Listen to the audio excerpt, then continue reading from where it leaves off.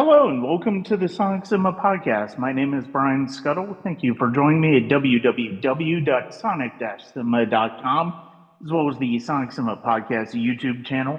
You can click subscribe, rate, and review wherever you listen to podcasts, whether it's Apple, Spotify, GoodPod, or at the YouTube channel.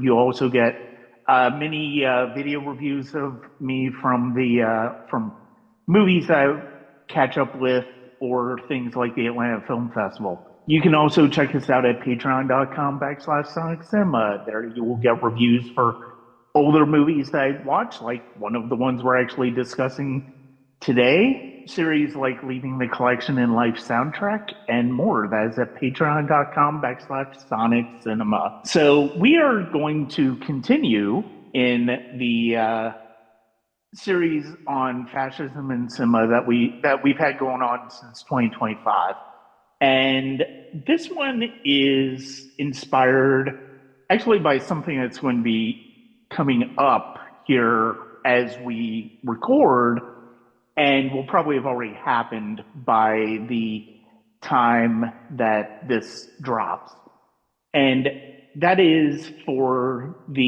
America's 250th anniversary celebration.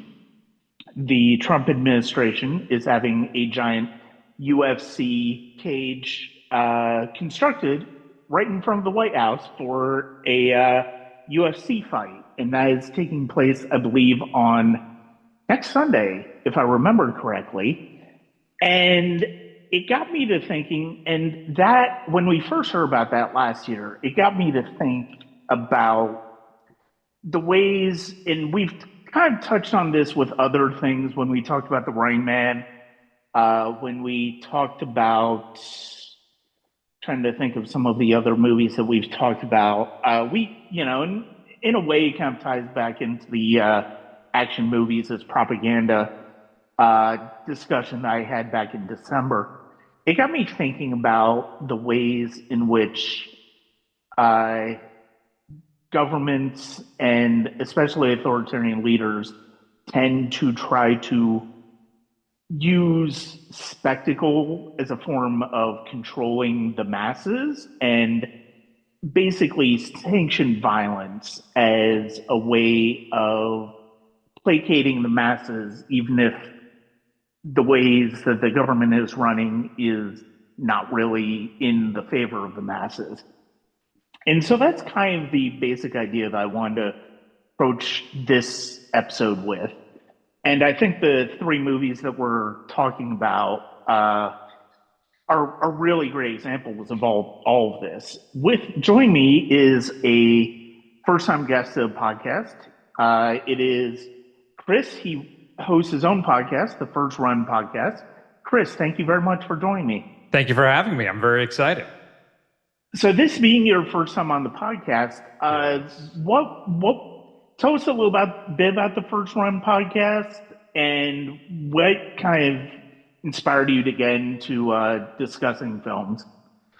Oh, good Lord. So we've been doing the First Run since 2006 or something like. It's been we're like an OG, but we run under the radar. What is it? It's the longest running podcast you've never heard of. It's what we affectionately refer to it as. Me and my co-host Matt Howell, and I'm trying to think what it was. The initiating event. We were watching a couple films and we're like, man, we should talk about this, but I'll be danged if I can remember it off the top of my head what it was. And one of them was Black Dynamite. And there was something else too, but I can't remember. But anyway, so the format base for the show is it's expanded or contracted over time. Originally, we would talk about two films, one theatrical release, and then something classic, or do marathons and stuff like that. We'd tell you what's coming up on physical media. And we had a final segment, which would rotate, would be top fives. And then we would do like a fill in the blank game, just a whole bunch of different things. And over the last year or two, it's kind of contracted to just the theatrical film for the most part. And then we actually brought back the physical media stuff due to some listener feedback who had enjoyed that. So I don't know, sometimes we'll still do two films. I think we'll be doing the Spielberg film and oh, good Lord, now I'm blanking on that. I'm really being a horrible guest for you, Brian, off the top of my head. I cannot remember all the things. What's the martial arts film? that's coming up here next week with The the Furious? Furious. Is it the Furious? Yeah. That's it. Yeah, Yeah, it's yeah. The Furious. So we'll be doing Yeah. both of those likely, but we just we dropped Fridays. We just did Back Rooms, part of that Obsession, Mortal Kombat 2, Lee Cronin's The Mummy. Well, I'll say too, it's been a rock solid year for horror. I'm very excited about that, which I think makes sense, right? Yeah. In these kind of turbulent, unsettling times, horror. Well, I think generally horror is the best genre to kind of tackle this kind of stuff. And I Hmm. think you always see an increase when we have these kind of moments in history, like in the 80s was huge as well for horrors, right? For horror Yeah. films. So, but yeah, at its heart, our show is kind of a genre show. We love horror films, sci-fi, that kind of thing. So, but we'll tackle anything. Okay. All right. Yeah. I mean, I know you and I have talked about me possibly being a guest guest on it at some point. Yeah, I yeah, yeah. definitely want to. Because I mean, I'm not. I'm actually. I love the fact that listener feedback kind of inspired you guys to talk more about physical media, what that's coming out, and I love that because of the fact that that's really encouraging because it feels like a lot of people kind of forget that physical media never really went away. It's Mm. just its presence, its physical presence in stores that, brick and mortar stores that we go to has kind of gone away.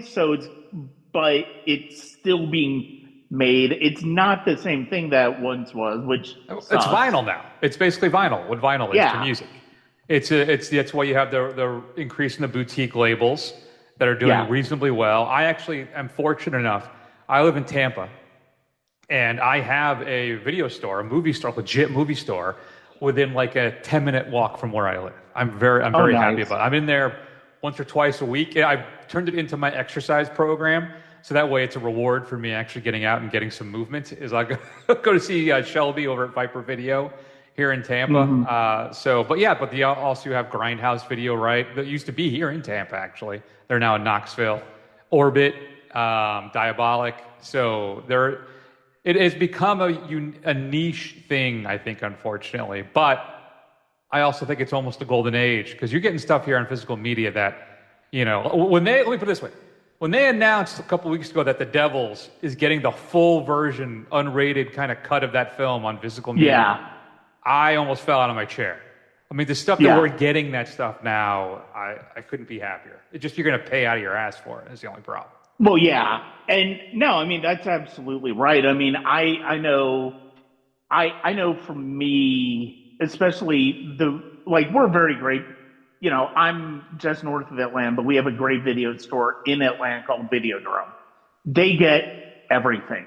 They get anything that you want to see. Yeah. Chances are they have it, even if it's the most obscure foreign language film or something that nobody's seen in like 20, 30, 40 years, Mm-hmm. chances are they will have a copy of it, if a copy exists. And I love that. It's just great. And I think, it's funny because of the fact that, I mean, we'll get back to the subject at hand, but one of the things it's I'm funny gonna beat because of the Jason's fact record or that, whatever. So take your time. and the I'm just funny kidding. thing, what's funny about this is the fact that, streaming allegedly promised that we could watch like basically anything we wanted, which Right. anybody who knew anything knew that realistically that was just not going to happen.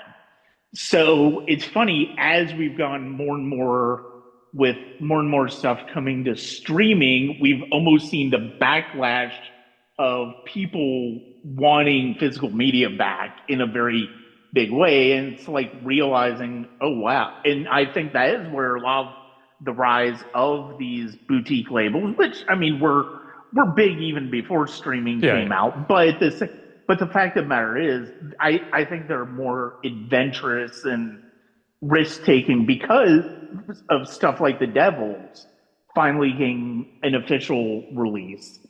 And yeah, it's great to see as somebody who just loves physical media and would rather physically own it than relying on the whims of streaming services. Do you have a preferred label? I think mine is Second Sight. I love what they've been doing for a few years now. I will be honest, I haven't gotten as I will be honest, I mean, I outside of Criterion, I haven't delved too deep into the collections of the live ones. I mean, I do have several Arrow releases that I've gotten over the past few years. Vinegar Syndrome, I have a couple of theirs, but yeah, I definitely need, and Kina Lorber, I've got quite a few of their titles, but yeah, I definitely need to get into some of those more obscure titles and some of those other labels that are coming out with stuff, especially as they're starting to really outpace what the major studios are doing. Yeah. So, and it's funny because of the fact that to bring us back to our subject at hand, it's funny because of the fact that I do think to a certain extent, streaming did, in a way, I do think this kind of ties into the subject because of the fact that like streaming is the, the streaming services are kind of the overlords of what we can watch. Like so many people are, they're basically saying, "Oh, this is you can watch it this way whenever you want. You just have to, It's funny they got rid of the cable structure only to bring it back because now we have to, basically subscribe to 8 or 9 streaming services to get as much as we want. Yeah. And I do think that that does lead into this idea that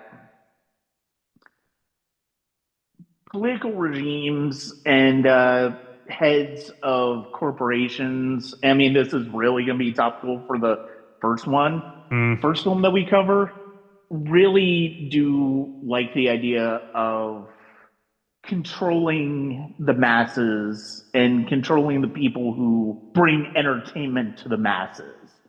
And I think, especially with Norman Jewison's Rollerball, which is our first film here, I think that's actually a pretty good segue because of the fact that in Rollerball, what we see is countries have kind of gone away and they're basically replaced by corporations. The big oligarchs are in control of the world, which is not unlike what we see here. I mean, we still have countries, nominally speaking, we still have borders and all of that. But nominally speaking, we have like a half a dozen to like a dozen major, the richest people in the world who essentially control what we can consume. And, rollerball is a sport where it's sort of like roller derby by way of hockey, I think is the best way to put it. Yeah. And it's basically designed as a gladiator match with 2 teams. There is a winner, there's a loser, but there is the chance of extreme violence and maybe even death. And James Caan plays a star athlete on one of the big teams who starts to, he doesn't necessarily start questioning the ethics of rollerball until there's a possibility that he's going to get forced out of the sport. And the idea is he is kind of growing bigger than the sport itself. And I think it's really interesting. And one of the key quotes I wrote down while I was watching the film was "No player is greater than the game itself," which, I mean, certainly we see plenty of sports athletes who gain stature beyond the sports themselves that they play. I mean, Michael Jordan, LeBron James, certainly 2 of the big ones. as well as plenty of soccer players all over the world. And I think, this is an interesting one because it does meld that idea of corporations and countries sort of becoming one thing in and of themselves. And I how many times have you seen Rollerball So before? I rewatched it for our discussion, but I probably had not seen it since the late 80s, I Oh, mean, it's been a wow. very long Okay. time since I've seen it. Yeah. So it's basically like watching it for the first time, basically. What? How did you? Well, how did it hit for you now? Especially within the context of this kind of larger discussion that we're having today. So there's a few things I'm stuck with it, and it's so one of the tenets, right? Generally, well, I guess. All right, let me reset. So the whole conceit of our discussion, right, is the breads and circuses, right, which is used Yeah. to serve kind of three different things, right? You have to distract the populace, right? You have to Hmm. monopolize their attention so they don't question what's happening around them. Then you have to give them some type of release, which is usually done through what we see, like in Rollerball, right? The ritual violence. You see how crazy the audience members are getting when people get kind of clotheslined or taken out, run over, something blows up. And Jewison really focuses on that, right, by showing the crowd in those shots. But what's interesting when you actually watch the roller skating and the fights throughout, if you can peek through and see there's nobody in the stands. Yeah. But but we do get those crowd shots, right? So that's a way that safely allows them to kind of discharge all of that aggression that could otherwise be directed at the corporations or the state. And then also there's the third part of it, which is it gives people something to identify with, right? Hmm. Which you think is funny because of the whole collective, which is so usually talked about with communism and socialism and stuff. But every society, every group still kind of needs something to connect with. And it allows people to then kind of feel like they belong to the group that they're shut out from, basically. It allows them to feel like it's the whole thing. I don't know how afar from the film you want to get, but I think it's one of the whole core conceits of the MAGA movement in this country right now is that. Because even though those people will identify with Trump, they'll identify with the Peter Thiels, the Elon Musks, but it's never something they're going to attain. There's never something they're going to be. But by following these people, they're allowed to kind of feel like they're part of it. Right? Yeah. And I think those are the three key things. And what fascism does, right? There's a core element where it kind of then it makes it almost kind of compulsory or kind of sort of like Hunger Games. We'll get into that, right? Yeah. You're not an audience member in that, right? Your odds are you could be somebody who actually have to actively participate in it, right? Hmm. And that's where it kind of gets tricky, and that's where I think Rollerball comes in. Is the whole point, like you said, is that you can't be too good to illustrate that you could actually beat the system. Because one of the interesting things I think about this film is that James Caan's character in this, for me, doesn't remotely care so much Yeah. about the corporate system, the systems of government that he's operating in. Yeah. He's being robbed of what he loves, and that's his singular focus. And I Hmm. think maybe he does evolve a bit by the end with that, but I still don't think the greater power structure is really, in the end, ultimately his concern in this film at all. It's more No. Jewison presenting this to us through Khan for us maybe to realize what's happening in the world around us. And you got to remember too, we're also at the Watergate time, right? And then corporate consolidation is really kicked off at this point, and it kind of goes crazy during Reagan when we gut the whole system in regards to antitrust, which is still something we're dealing with today. Hmm. So, yeah. No, I mean, no, you're absolutely right. And one of the things, it's funny because of the past few years, I've started to watch more and more science fiction films from pre-Star Wars from the 70s. And the thing that's kind of wild about them is how they try to depict a futuristic world, but Yeah. within the confines of like 70s architecture, the way Hmm. cities were laid out in the 70s, the way apartments and houses were laid out in the 70s. It's really kind of fascinating. And I think one of the things that's I agree with you about Khan's character. It's like he really doesn't he's not when he is basically being forced to retire nominally, like he is not rebelling against the structure because of these larger governmental Yeah. reasons, right? Like it's because of the fact that his livelihood is being threatened. The thing he loves is being threatened. The experience that he has a passion for is being threatened. And the thing that I really love about Rollerball is that it does get to celebrity culture to a certain extent, especially because Johnny E does seem to be the golden boy of Rollerball. Uh, but all the other players are like normal people. Like Yeah. they look like my dad in the 70s. I mean, that's the thing that's really kind of striking is that these are like blue collar.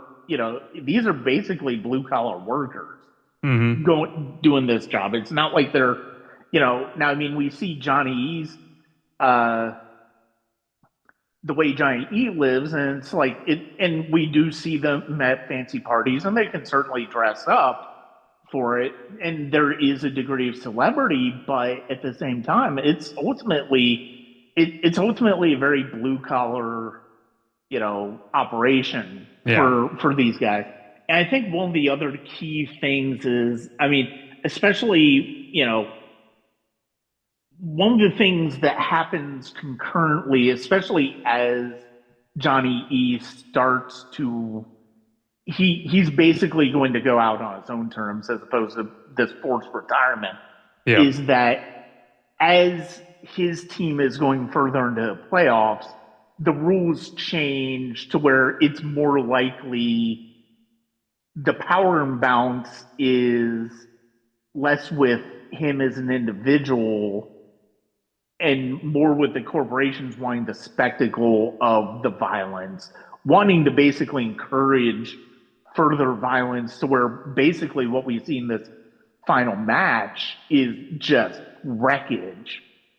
Like he truly is the last person standing in this, and it's fascinating to see how they rig the game Hmm.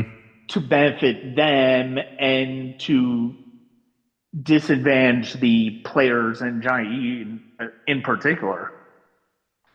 Yeah, no, I do like it. I think one of the one of the things about too those films that take place in the future, this one 2018, is I enjoy watching the technology that's supposedly Yeah, supposed to exist in the future on everything. He puts in a videotape or something, and then it appears on his three TV screens, and it carries on down the hallway as well. So I always enjoy watching. Well, how do these people think the future is going to be? yeah, But yeah, no, I agree with you too about the blue collar worker. I think that's too. On a side note, one of the reasons why that movie Alien is so damn effective is because those are just truckers in space, right? yeah, But no, yeah, I agree with you. Though I do like his interactions at some. There's that one party where they're celebrating him. He's supposed to announce his retirement, but he refuses and he doesn't do it. And then the upper crust, the upper class people with their almost effete accents and how they talk to him, and everybody, and but his other buddies too, how they're all just like you said, just normal guys you'd see at the bar on a Sunday night watching a football game, right? No, that's right. yeah, Though I yeah, will and I mean, say the skating was a little silly. yeah, When yeah. they would, The game itself is basically ridiculous. It is basically roller derby. yeah, It's exactly what it is. with an When they line athletic up, idea. they do the three-man lineup team to do like a Yeah. slingshot or something. It is laughable. But Yeah. then the motorcycles, and then when the violence kicks in, then you're like, all right, I'm on board with this. But prior to that, if I just had to watch people just, line skating around and around, yeah, no. It's Yeah, pretty it's a silly with this. no, I mean it's a deeply silly sport. I mean, I think that's part of the reason why the remake in 2002 was so ridiculous. It's like, really? Like, why is this going to grab me? Why is this? How much are you really gonna? That was just sake of, oh, let's take these three, let's take these young actors, let's put them in this IP and see what happens.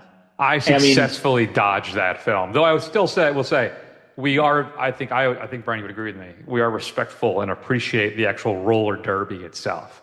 With the yes, ladies out on the I don't even know, track. yeah, It's a fun watch. think Have you ever gone to one of your local roller derby extravaganzas? They're actually a lot of fun. oh yeah, yeah. It just is hard to. It's just hard to see it as a violent sport. I mean, that's the thing. It's like I think Jewison does what he can. I mean, again, I mean, like you said, as you bring in the motorcycles, as you ramp up the violence, it's like you do sort of start to see the spectacle of it, and really, but the fact that they like have no protection whatsoever in this game except a helmet, and that's not even barely Yeah. protection. It's kind of ridiculous. I mean the we do have a leader in this that is kind of an authoritarian leader in this. The character Bartholomew, who is the owner of Johnny's team in Houston, played by John Houseman. And the thing that I think that is kind of interesting to me about him is that he is we come to learn that he's ultimately a functionary because there are people above him that have the real power, because that's who ultimately is trying to drive Johnny E out. And that is who is making the decision. He's just kind of the mouthpiece of that. And it's always interesting when films look at that type of power structure within this type of political or corporate structure, where it's like the person that is the face of it is nominally the villain, but we don't see who's above them, and they're the ones really pulling the strings. Yeah, no, that's exactly right, and it's reminiscent to me too of like other stuff we're seeing today here in the country, with the corporate overlords within the people above them acting on kind of their behalf. So think of like the Alex Karps, coupled with the Peter Thiels or even the Vance's association with him as well. All of those people who are basically just exist to kind of further the supposed AI renaissance that's going to save the country.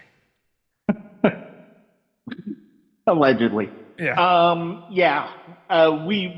It's funny with Jason from Bitch Movies, or mutual friend. We talked about science fiction within the context of this, and we talked about Metropolis, and that ended up being a great discussion on like AI and modern tech, using that as a form of control over the masses and control of information and stuff. It ended up being a really great discussion. But yeah, I mean, it's and we'll get that into that a little. I think we'll probably get into a little bit more with that when it comes to. I think the Hunger Games, it fits that also fits a little bit better because of the use of the media in that, and the access to the tributes and all that stuff. I think that fits in much better with that. But certainly there's elements of that in Rollerball, because the media, they present this kind of retirement tribute to Johnny E before he's even agreed to this. They're basically they're basically almost trying to force his hand into retirement, but of course he's steadfast against it. And no, I mean it's an entertaining, it's an entertaining movie. I mean, it is kind of a very silly movie.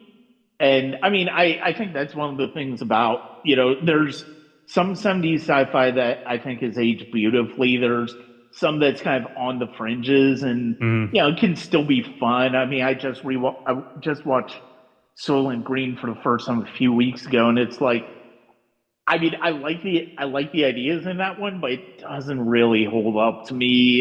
It just didn't really connect with me the way I think it probably did with some audiences in the 70s. But I mean, Rollerball definitely does that. I mean, Yeah. do you have anything more that Well, one thing that really sticks with me when you talked about, too, the quote that Houseman's Bartholomew says, right, it was demonstrated for the futility of the individual effort and why they need him to retire. Because if he becomes bigger than the game, he's an individual, right? And that's the key component in this world that's built in Rollerball in regards to just capitalism and the corporate state running everything. Because if you have an individual who can surpass the team, then you're generating individual excellence, which can generate individual ideas, right? Which from there, individuality is something that a totalitarian kind of company, they can't allow that to happen. yeah, Because the whole thing about is just the mass. You want a consumer based, and you want to keep everybody docile, so they continue buying your products and to kind of maintain the status quo. And if you have one individual person that is able to surpass that, which I guess is a line through all three of our films, then oh yeah, the power of that entity is threatened with the introduction of individuality and new ideas. yeah.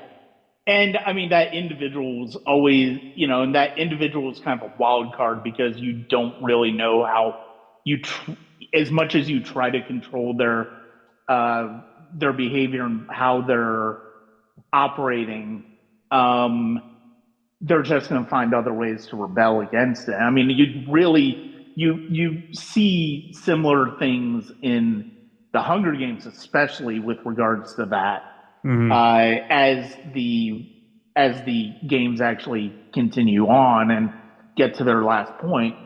And yeah, I mean, I think, and it's funny because I think with Johnny E, I think he and Katniss are kind of similar where I mean, he's more of a reluctant hero because he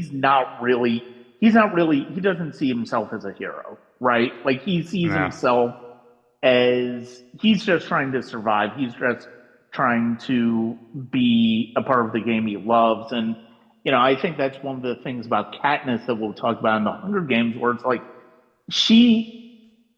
her initial sacrifice was for her sister, but it takes a while before she really starts to embrace, and even in the first film, you could argue he almost doesn't necessarily embrace this single hero role until, she kind of needs to. And it's always interesting. I mean, the same is true with Maximus because of the fact that now he's got a very specific purpose. He is arguably the most purpose driven when it comes to his character in Ridley Scott's Gladiator, which is our next film, because of the fact that he's working off of revenge. He's working off of vengeance towards Commodus. And I think it is interesting. I mean, we discussed last year. One of the films we discussed was the original Running Man with Arnold Schwarzenegger, and that kind of fits into this same vein as well. But that we approach that from more of a police state and the violence of the state, and that kind of in terms of policing fascism, controlling people through fear. And I mean, this is controlling people through spectacle and, like you said, kind of making them forget about their problems, through violence. And I think that all three of the films here, they all approach that idea in very interesting ways. Yeah, I think Rollerball, I think, is clearly the most Marxist of the three films because he's head-on tackling late kind of stage well, I don't know, I guess I could say we're probably more late stage capitalism now than we were then. But he's the full-on tackling, the corporations and capitalism in that one. And then we shift, like you said, into, I think, imperialism now with Gladiator, even though the core of the film may be revenge for Maximus and Russell Crowe's character, right? It's about the impact of imperialism, I think, as well.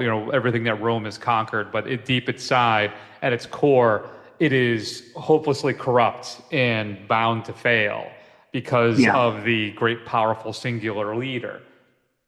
And one of the key things, too, I think the quote I had for Gladiator was, "I'll give people a vision of Rome, and they will love me for it, and they will always love me," right? That's Commodus. Because his whole thing is, his thought is kind of, and I think what Scott's theory for the film is spectacle, right? His predecessor had begun to dismantle everything. He stopped the games. There were no more games. And his dying wish basically was to give Rome back to the Senate, to the public, become a republic again.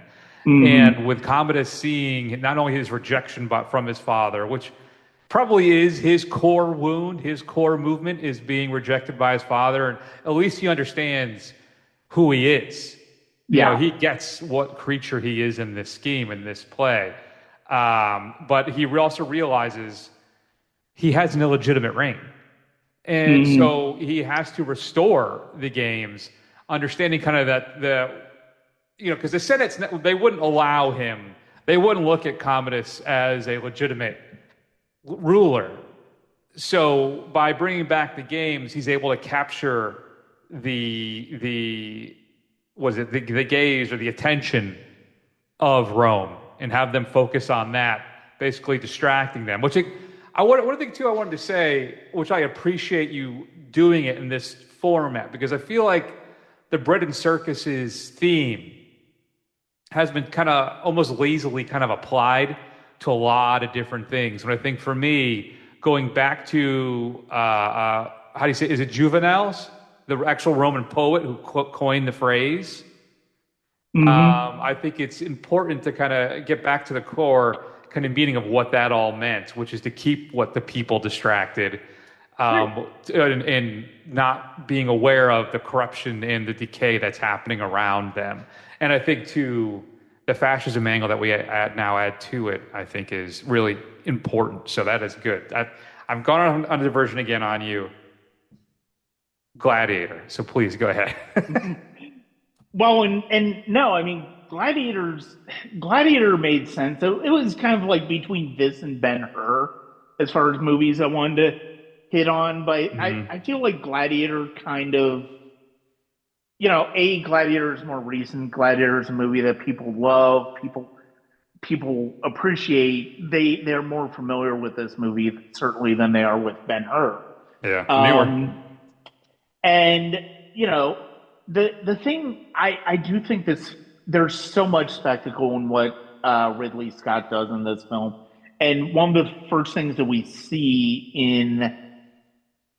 in the movie is we see the forces of Rome going up against a Germanic army, and it's basically the end days of Marcus Aurelius's war to essentially conquer this part of the world and expand his empire, continue to have his empire big as it is before he has this revelation, before he has this realization that what he wants to do is he wants to make sure that this is sustained through the control of the Senate as opposed to just one man. And that opening battle was I think Gladiator is a movie that I respect more than I love, but I really respect the I love the spectacle of this movie, and I mean, so much of it is rooted in the amazing score by Hans Zimmer and Lisa Yeah. Gerard. Just did a great job of making this thunderous, epic score that just captured the thrill of what we're watching. And I mean, obviously, Russell Crowe's Maximus saying on my mark, unleash hell. It's like it's one of the most iconic lines before battle scene I ever. And I do love that in those early minutes after the battle, we start to see the political machinations that are going to lead us into the movie that Gladiator becomes, where it's like we see Maximus as kind of the son that Marcus Aurelius realizes he doesn't have with Commodus. Yeah. He's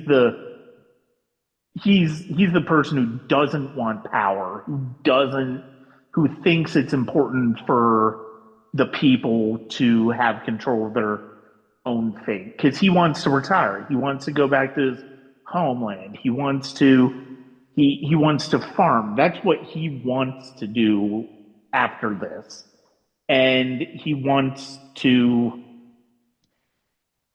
have things running in a way that benefits the individual.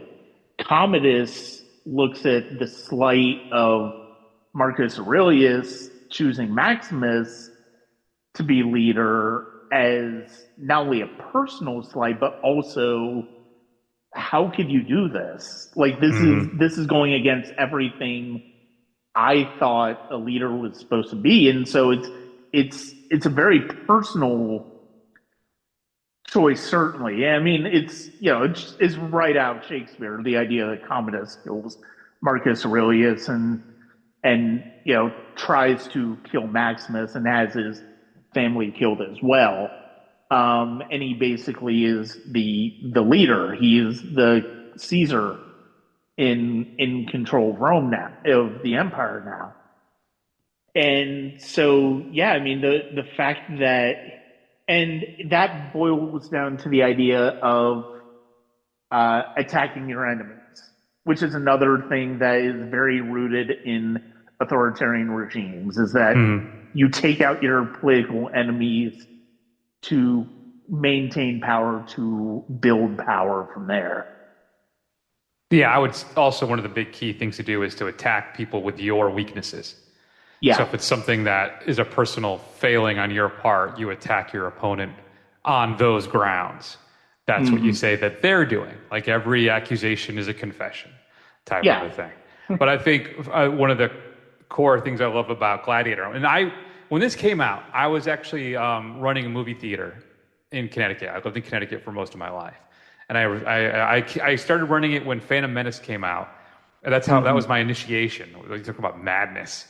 Wow. But still, I got to run the theater with Gladiator was there. And it was a great experience kind of being a part of that when it came out. Because it was a huge film. I mean, it won Best Picture, won a bunch of awards. I still love it. I was very excited to revisit it for this discussion for the show here.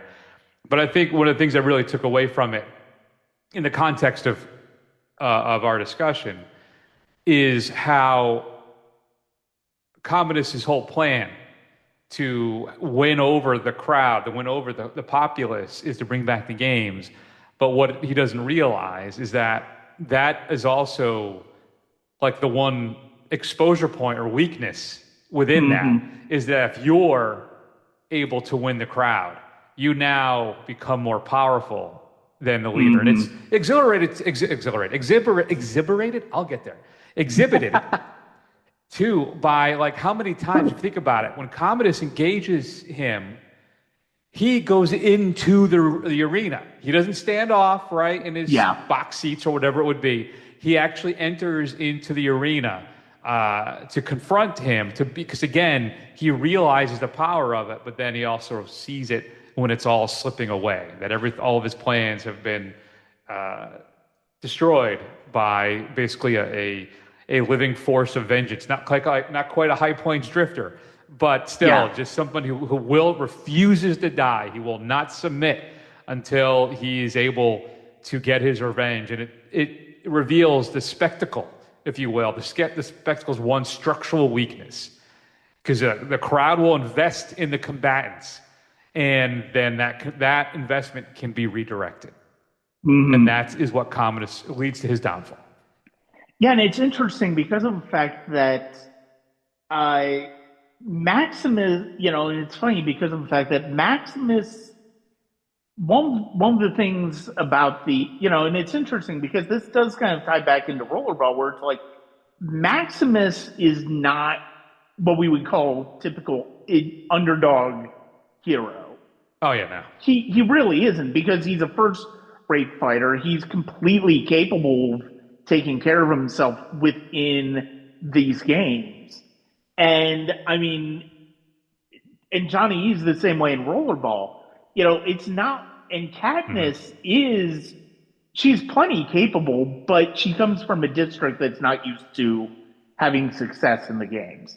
Yes. So that does give her and Peeta an underdog aspect to their success in the Hunger Games.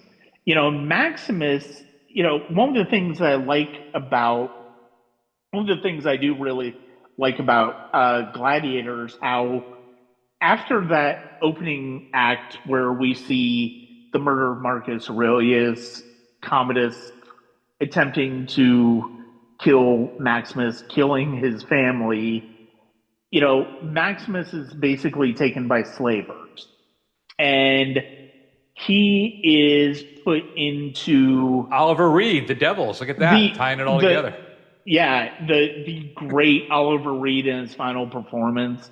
He is phenomenal in this movie, and he becomes one of Oliver Reed's foremost fighters on the outskirts of Rome, as he is making a name for himself in the gladiator pits. And Spaniard.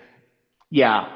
And we also get Jaimin Hansu, who becomes a friend of his, and I love Jaimin Hansu. He is somebody who Hollywood really has kind of screwed up how to use him, in my opinion. I think he should have. The fact that he's almost exclusively like heavies in action movies, as opposed to being treated like a 2-time Oscar nominee, is annoying to me to no end.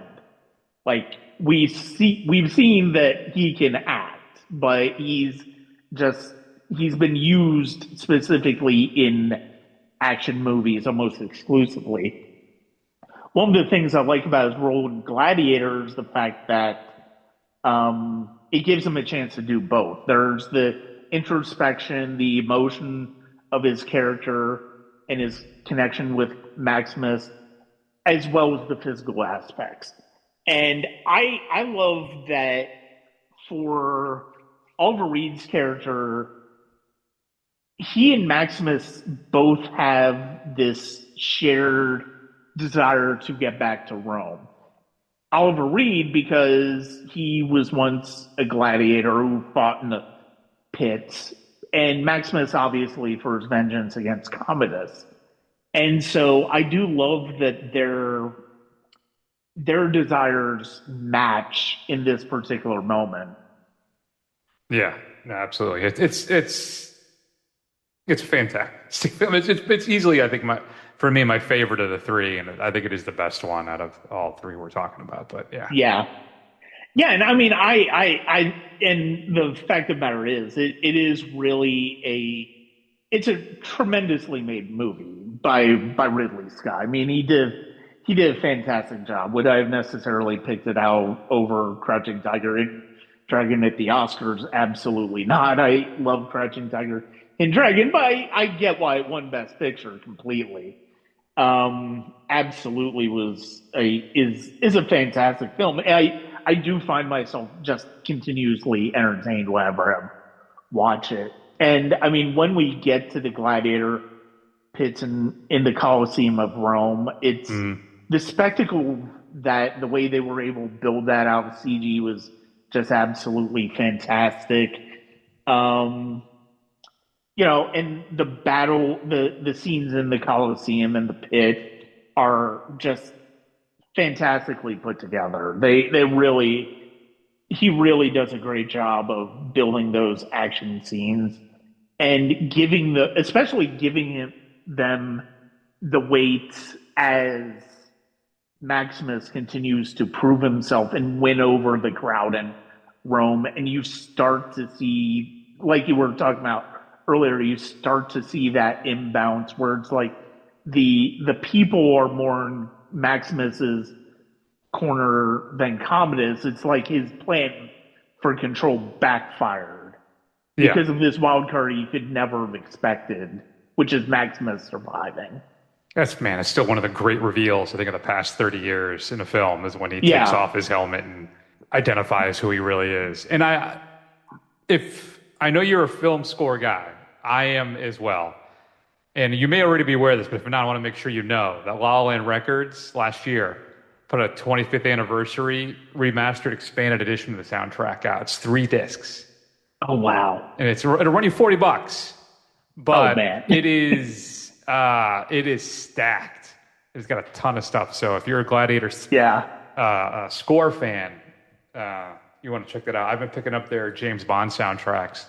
They put out a couple Carpenter films and some other stuff too. They did the Superman, the 78 Superman, like a 3-disc set of that. Yeah. And the Star Trek 2 is one of my favorites, and the motion picture score. I have those. They put those. They're gorgeous. I missed on the Batman one. They did a Tim Burton. They did a who did Batman? Why am I blanking on the guy? Oingo Boingo guy. Danny Elfman. Yeah, they did a Batman set for Batman and Batman Returns with a whole bunch of. Man. That's been out of print for a while now. That was a 4-disc too. So. Yeah. No, it's funny because of the fact that this was a weird, pleasant phenomenon for film score buffs back in the day, but like some of these big soundtracks, Gladiator was one, Titanic was another one, Braveheart was another one. They would always come out with second disc later with like more music and one of the things I did love about the Gladiator one, it was like unused tracks or like just basic ideas that they ended up not using in the movie. And one of the things that was a part of it, which was kind of annoying, was dialogue on the album track. So it's like, I don't really like that, but I guess I'll live with it. But no, I mean, I think I do remember La La Land coming out with that. I do need to. There are a few of theirs that I really do want to pick up. I mean, I don't remember if it's still available. I know they have massive set for the Thin Red Line. Talking about Zimmer. Yeah. That I really will love. At the height of his powers there, yeah. Yeah. But his score is just phenomenal. It gets to it's great because of the fact that it's very much him as a composer, but he very much is working within this classical idiom of what these big epic scores were like in terms of the use of orchestra, the use of vocals, the use of strings and horns and all of that stuff. It's his music, his score is phenomenal in this. It reads on their website temporarily out of stock. Okay. So they may be pressing some more. I've been picking up their James Bond soundtracks, which I've been so excited about. This expanded Bond soundtrack. They just announced Spectre recently, so I'll be getting that one. Good times. But no, it's Gladiator definitely.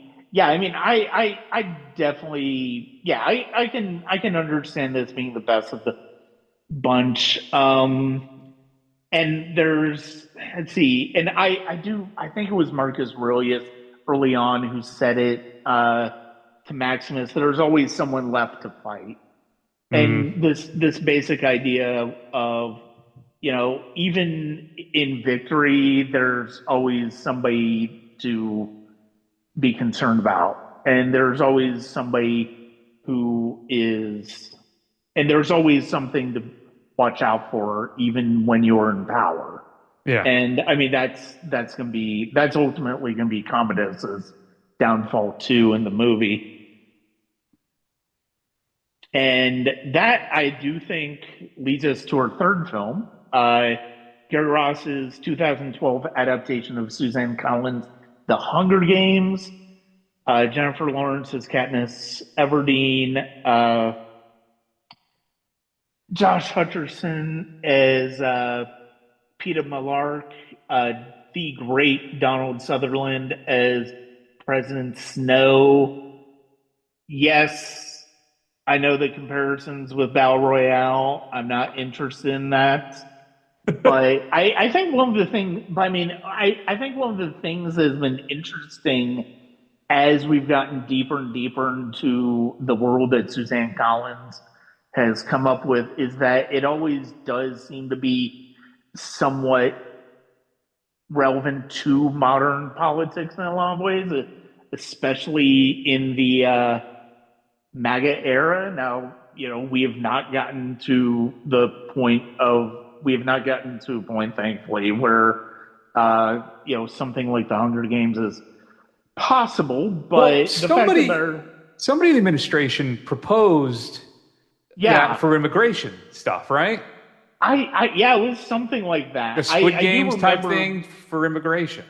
Yeah, I don't remember. Yeah, I think you're right. It was about immigration, but I do know. Yeah, I do remember something about it being mentioned, and it's like just Jason and I talked about it on the sci-fi episodes. Like all of these science fiction films these ideas are supposed to be ideas that are not. Here's why this isn't a good idea.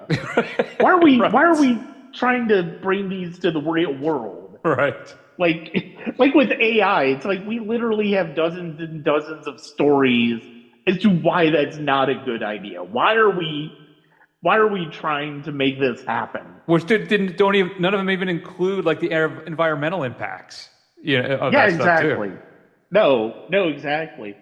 But the Hunger Games, we find out in a prologue that there's been a great war. It almost feels like it's sort of like in a way it's sort of a civil war. I mean, if we want to compare it to American politics, there was sort of a civil war that broke out, and after the wreckage, you have the capital city of Pan Am, which is basically full of luxury and privilege and opulence. Much like what we kind of see in in Rome, in Gladiator to a certain degree, and then each subsequent district going out from that is the privilege, the wealth, the opportunities shrink.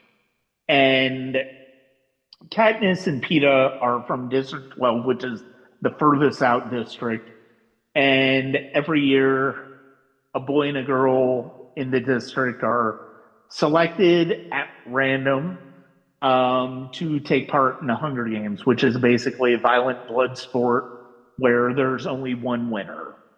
And it is intended to, in the propaganda of Snow, to where we don't forget about the past, but it's really a sense of control, especially since District 1, District 2 have better resources for fighting, for training, and are more likely to going to have victors come out of them than the far out districts.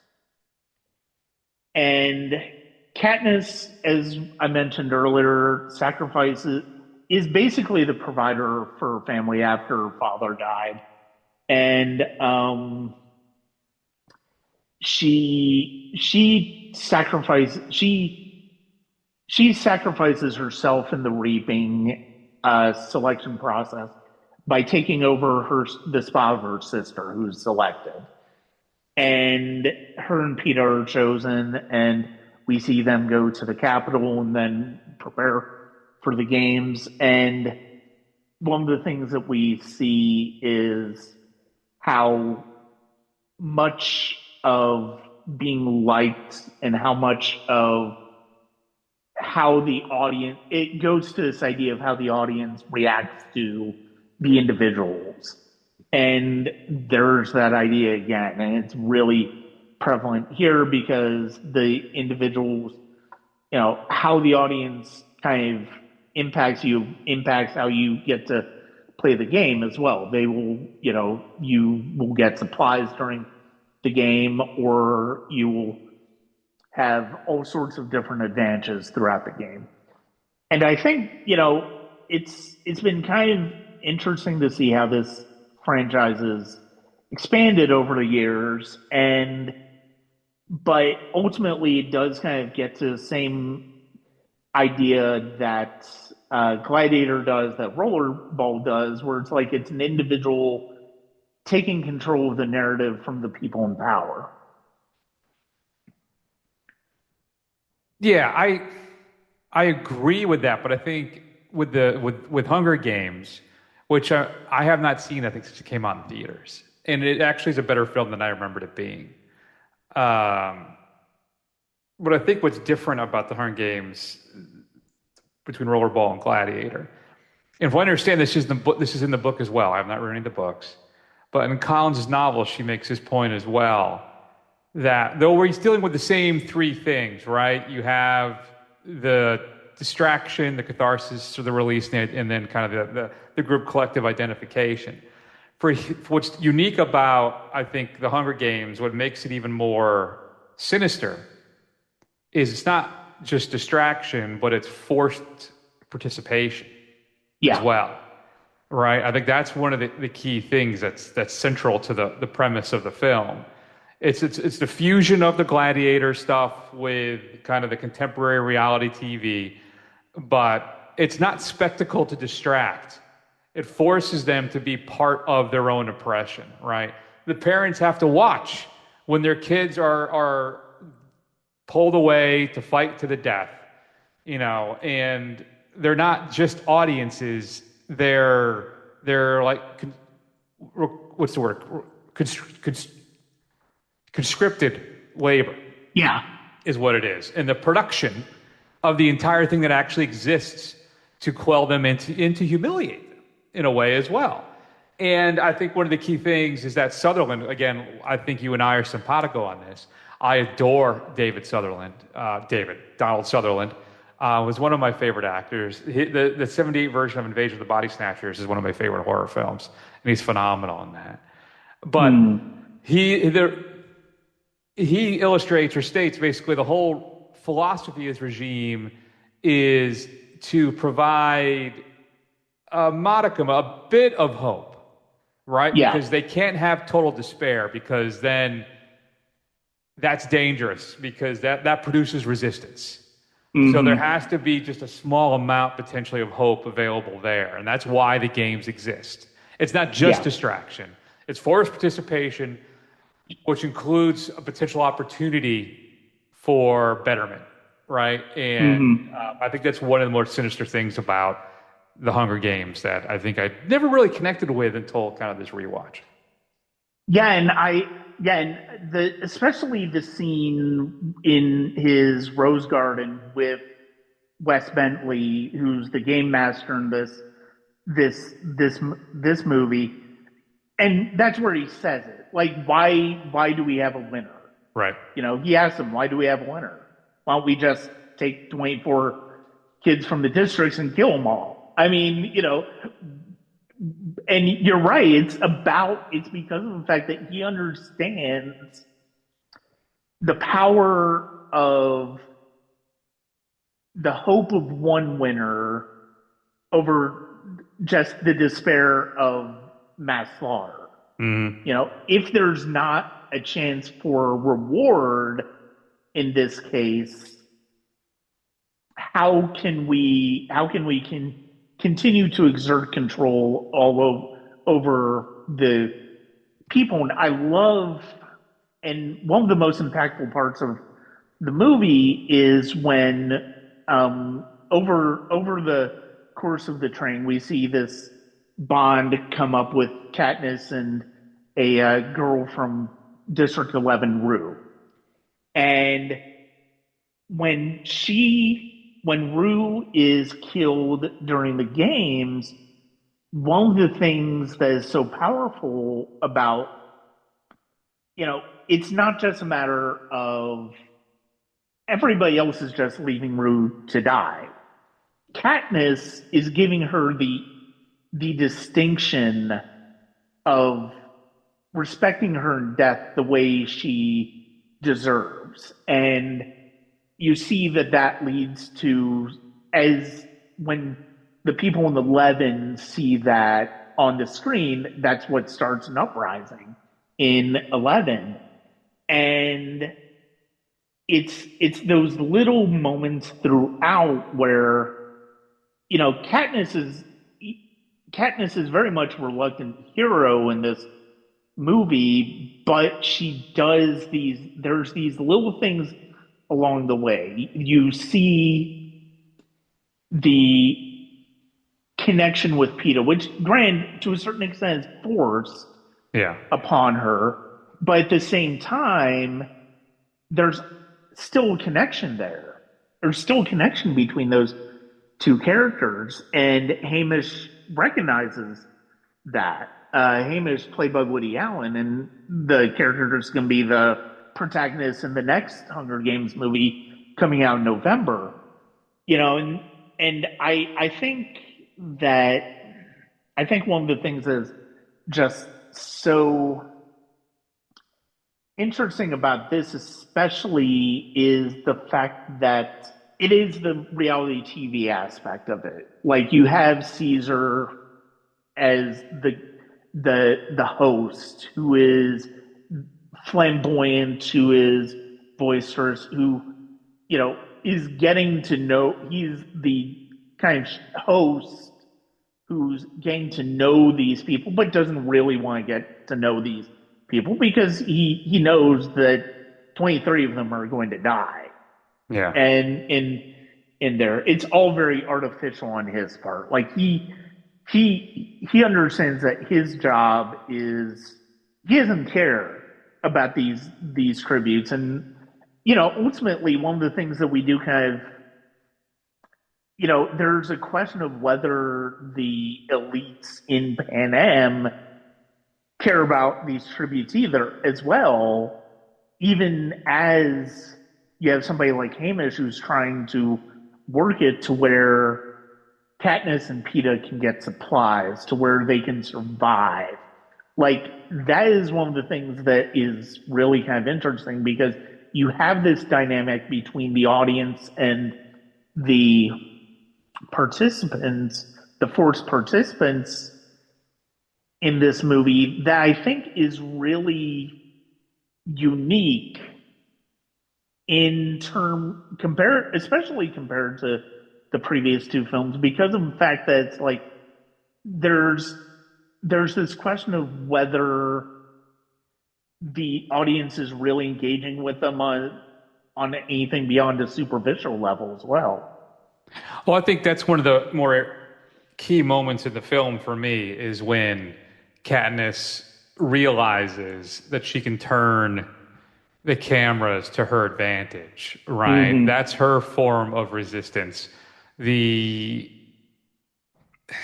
So they manufacture a romance for him, right, to try and hook people in to watch the two of them. So they try and create a romance between Peeta and Katniss to kind of hook people. What they do that by doing that, though, they don't realize what they're unleashing, because Katniss realizes she can use that to her advantage, right? It's by creating that emotional connection and getting the audience to join in on that, right? That's what makes her decision at the end of the film their, I guess, spoilers at this point for a film that's, how old is that now? 14 years old? Yeah. But by threatening to do a mutual suicide by consuming the poison berries, right? It kind of attacks the vision, the spectacle on its own terms now. She uses their own cameras against Snow and the rest of them because the whole theory behind it is that they're trying to manage emotion. And she can destabilize that whole thing by introducing, like, I think something that you can't really manage as an emotion, which is like a Romeo and Juliet kind of love joint suicide. They can't control that. They don't know what to do with that.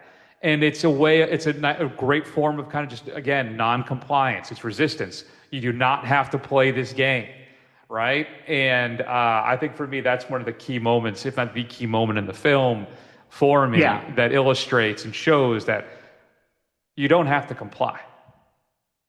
Well, and the fact of the matter is, it's like it is the natural progression of her character, because her participation in the Hunger Games is all about a self-sacrifice that she is willing to make for somebody she cares about. And yeah, I mean, the love story is very much manufactured by Hamish, by Katniss and Peeta in order to gain favor and advantages. And it's a manipulation of the narrative, but I mean, we know from Peeta's own words that he's cared about Katniss and we see the flashbacks of him, him seeing her and her seeing him in the rain. And we know there's something of a connection between these two, even if it's not love right out of the gate. It is something to where their connection is going to keep them going.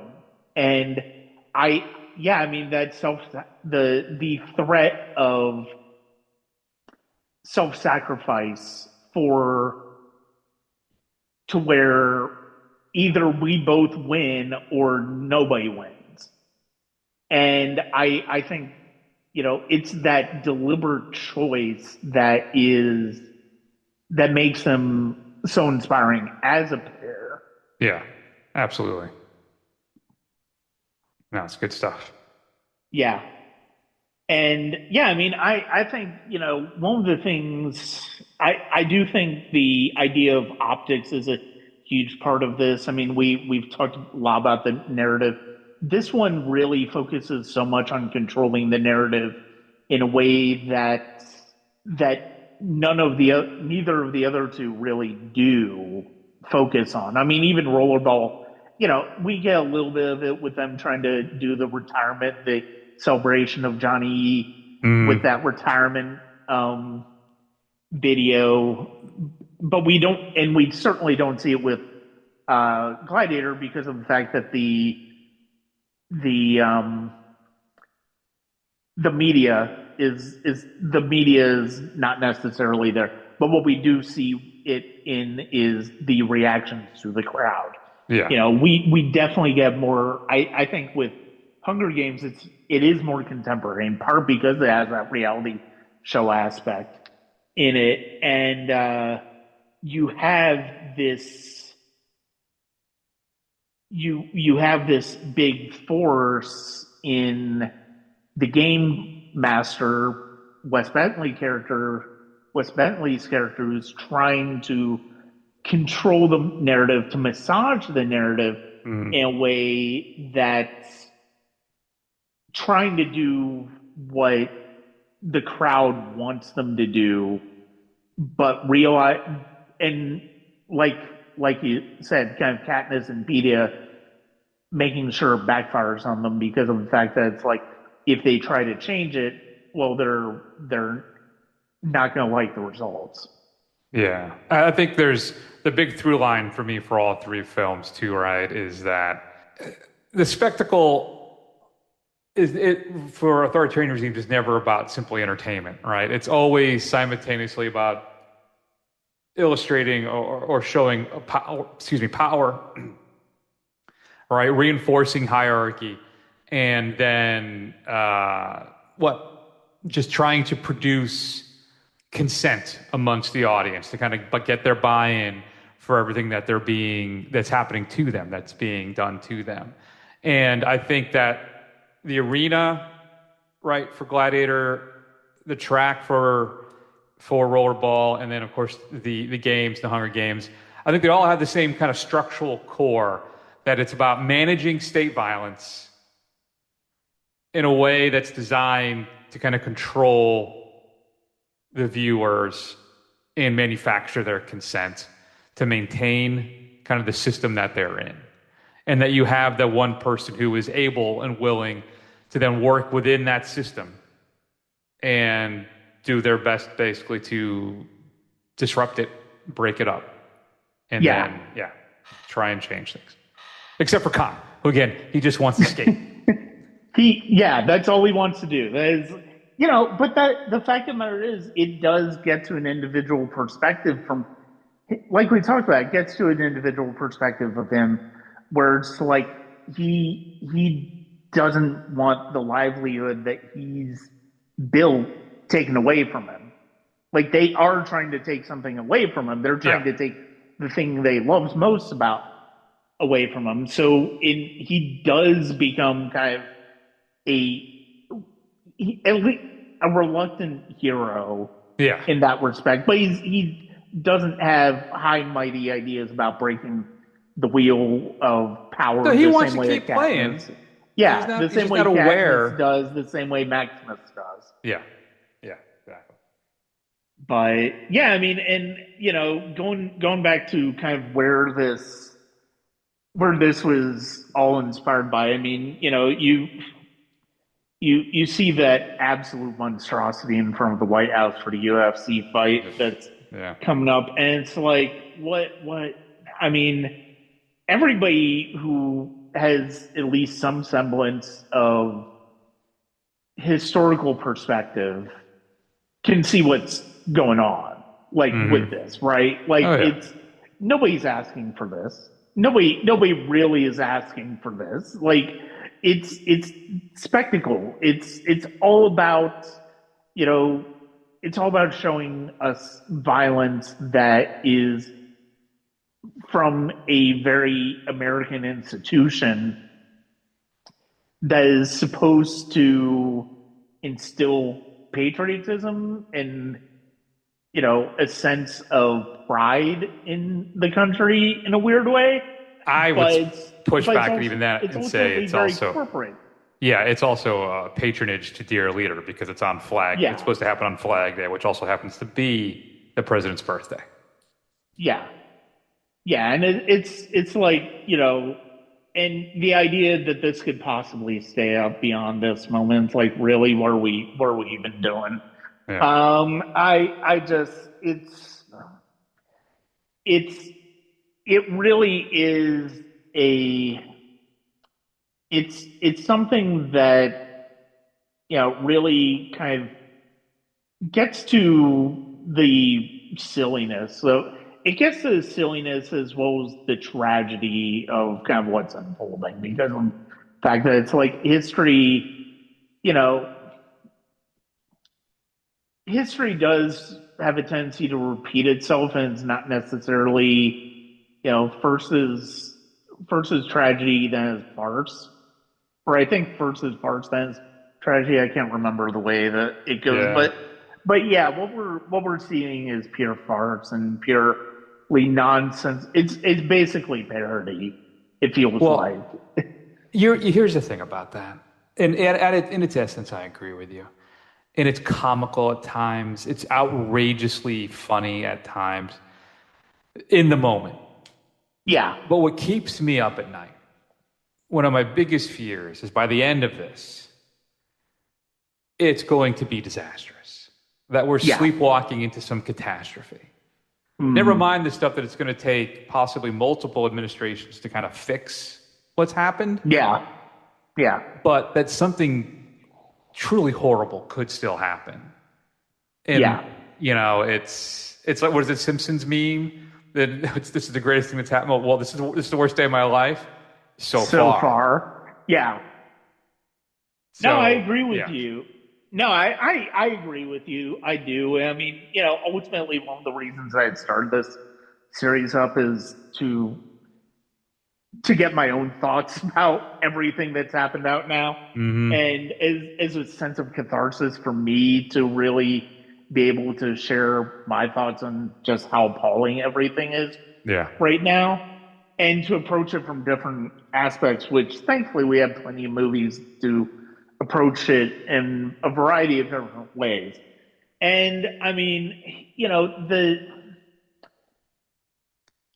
especially now that we've actually seen images of what the UFC uh, fighting ring is looking like on the White House, it really is like it's just it's an unmitigated disaster. I mean, it's bad enough that he's tearing down parts of the White House for a ballroom that Hmm. nobody asked for, but the fact that there's no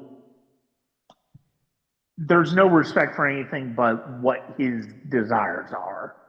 And you're right. I mean, we are probably it's if we even manage to get out of this. And I mean that is a big if. That is still an if. Nothing is assured. We'd like to think it's assured. We like to think that, ultimately good triumphs over evil, but sometimes it takes a while for us to get there. Yeah.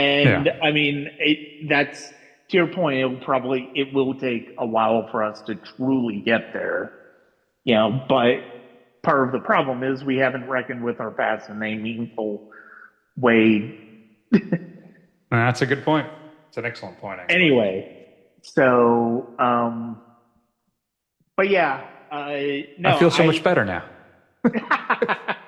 I mean, the thing is, but I do appreciate you joining me, Chris. It's great to talk to you for the first time, and Yeah. yes, this is ultimately kind of a depressing conversation, but I think it's an important one to have. Hmm. I'm grateful that I've had guests like yourself and Jason and many others who have been willing to have this conversation with me, and it's something that I think is important to have a discussion about because of the fact that we have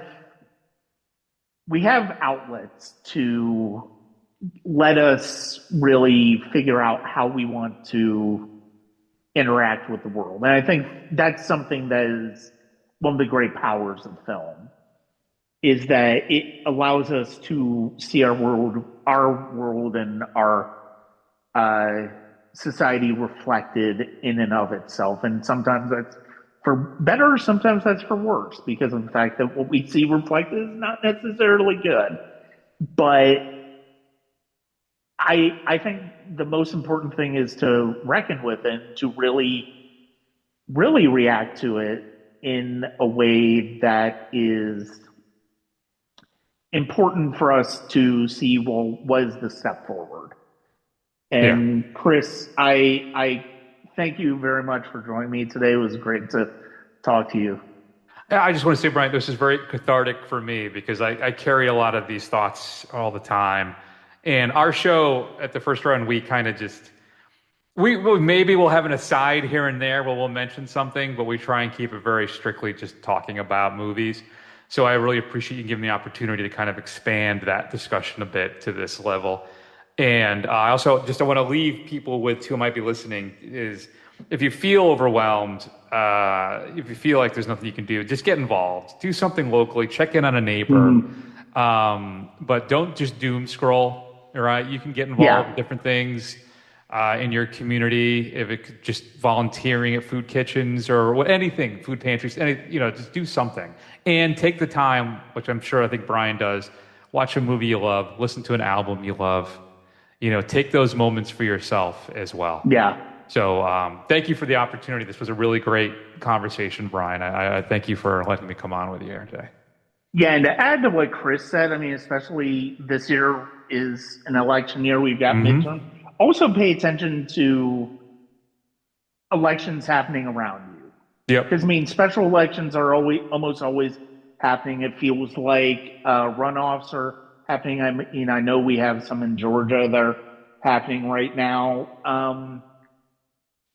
Get involved certainly, and also, but pay attention because I mean, your voice matters, and ultimately, it's going to be our voices that help us get out of this. Absolutely. That it really is. And Chris, where can people find you online and find the S- First Run podcast? yeah, so thefirstrun.com is our home base. You can find archives of all the old shows, our report card. We grade films on A to F level. And we're on barely on Facebook. We're also on YouTube, Instagram, and then Blue Sky. I think that's where I first encountered you actually was Twitter before I eventually Yeah, moved off. And I'm just basically now on Blue Sky. And of course, we're on Letterboxd. Matt's there under Thurston, and then I'm there under Chris Scalzo. Or just do a search for the first run, and you'll find us there too. And we're available. The podcast is available anywhere you listen to your podcast. So, yeah. yeah. Be sure to check it out. And yeah, thank I you got a lot of again stuff I for. want to quiz you on because I read your about on your website there, and I'm interested that Bernard Herrmann is not listed as one of your favorite film composers, which is He's in my top 10. oh, okay. He's in my top 10. No, God, I love Bernard Herman. Vertigo's one of the best film scores I've ever heard in my Yeah. life. It's big. We talked about it years ago when we talked about that film. That score is just on another level of so many others. I mean, just obviously his work from Hitchcock, but I mean, this is a big sci-fi theme for me on the site, especially in our repertory reviews. And obvious his score for The Day the Earth Stood Still is just phenomenal. But no, And he's in my top 10. all He's right, and he's easily in my top you 10. and I are both '80s people, I believe. I think you're a couple years younger than me. So where do you fall on Carpenter? Because I'm an '80s synth guy through and through to the day I Oh, die. I love his scores. Okay. I love his scores. Um, no, I mean obviously Halloween is iconic. But no, I think his score work is phenomenal. Like it's funny. One of the films we talked about in that episode with Jason was They Live, and his music for that is just it's so simple, but it's just really fits that movie perfectly. Yeah, yeah. Like his scores are always a lot of fun to listen to. Yeah, Agreed. yeah. Okay. Good times. Maybe that can be another discussion. Like you and I just talked about film scores. I mean, Absolutely. I don't do enough of those topics. Um, but Absolutely. I yeah, could talk yeah. about And Jerry then Goldsmith's his Alien and his Star yeah, Trek motion picture score. That thing is just gorgeous. yeah, yeah. I talked about Goldsmith. I mean, we talked about it when we talked about the Omen movies. We talked about Mm, Goldsmith's score for that. What was the? I need to look back because I know we've talked about some of his scores a few years ago. I need to look, but I know you. I've got you on the books as one of the guests for Arrival later this year, and okay. we'll Yeah, yeah. definitely work on that. And Cliff Martinez. I want to give a shout out to Cliff Martinez as Oh well. yeah, Drive is Cliff probably my Martinez favorite is film of the past fantastic. 20 years, and his Which score on one? that. Drive, Nicholas Winding Oh Refn's yeah, Drive, and yeah. And I mean, his music in that. I love his work for Soderbergh too. Yeah, yeah. Like he's just done phenomenal work for Soderbergh over the years as well. All And right, I've held you. yeah, I feel bad. I'm dragging you longer, just getting into the film score stuff. So, thank you for don't feel indulging me bad for a minute about there. don't feel bad about making me talk about film scores. I have no problem with that discussion. Good, good, good. But no, Chris, I appreciate the discuss. I appreciate the breadth of the discussion. I appreciate you joining me, and I look forward to talking to you again. Same here. Thank you. I think I have a new best friend. Thank you, Brian. All right. Take care of yourself. Take care.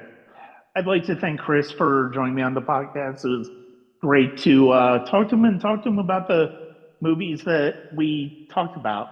That's going to be it for this episode of the Sonic Cinema podcast. We are going to return to another series in July, one that we haven't done in a few years, with a guest who has not been on for a few years.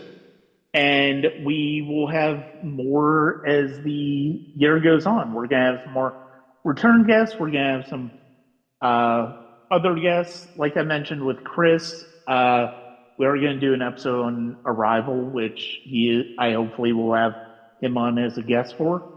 And that's going to be it. Thank you very much for joining me wherever you listen to podcasts, whether it's Apple, Spotify, Google, or Good Pods, or the YouTube channel. Check us out at patreon.com/Sonic Cinema. And finally at www.sonic-cinema.com. Thank you very much.